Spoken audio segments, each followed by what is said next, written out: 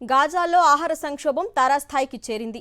ఏ స్థాయి అంటే అది మాటలతో వర్ణించలేం, కళ్ళతో చూస్తే తట్టుకోలేం. వారి దీనస్థితిని చూస్తే కన్నీళ్లు ఆగవు. ఓ చిన్నారి మాట్లాడిన వీడియో చూస్తే మీకే తెలుస్తుంది. ఓసారి చూడండి.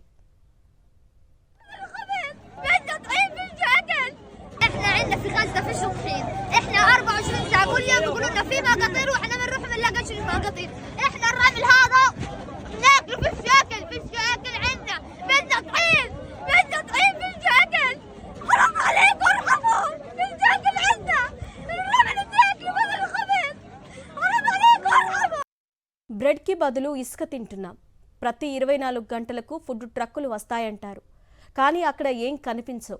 మాకు ఆహారం కావాలి, దయ చూపండి అంటూ ఆ చిన్నారి మాట్లాడిన మాటలు కన్నీళ్లు తెప్పిస్తున్నాయి. చూశారుగా అక్కడి పరిస్థితి. ఈ చిన్నారి వీడియో చాలు అక్కడి పరిస్థితి ఎలా ఉందో అర్థం చేసుకోవటానికి.